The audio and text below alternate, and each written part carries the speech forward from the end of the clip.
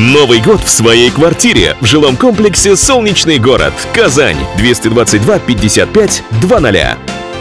И ценное вторсырье, и пищевые отходы, все вместе складывается, вывозится на полигон. Хотя половину из этого можно пустить на переработку, уверяет Николай Атласов.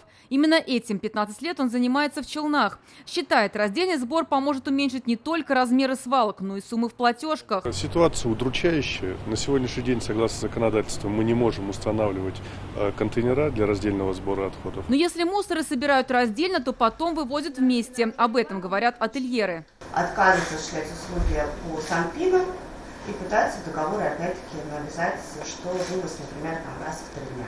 Хотя по санпинам, если у нас температура выше плюс 8 градусов, то должно быть вывезено ежедневно. В течение года в УФАС поступило 16 обращений по работе рекоператоров.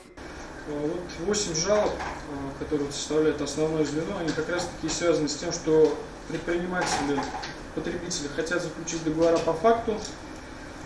Это обусловлено тем или иным рядом причин, но все они в основном сводятся к большому количеству площадей.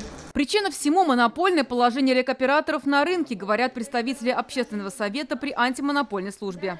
Это повышает нагрузку на бизнес, способствует росту его себестоимости его продукции, снижает его конкурентоспособность, еще и заставляет увеличивать транзакционные издержки.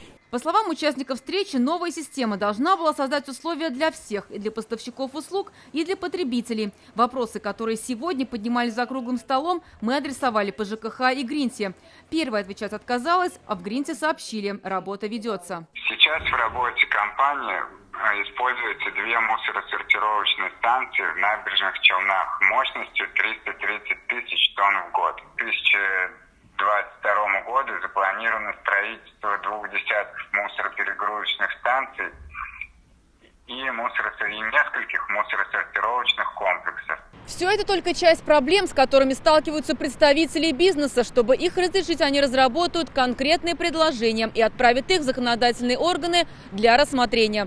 Возможно, со временем это повлияет на ситуацию в сфере обращения с отходами. Зарина Ахметова, Ринат Сафин, ТНВ, Казань.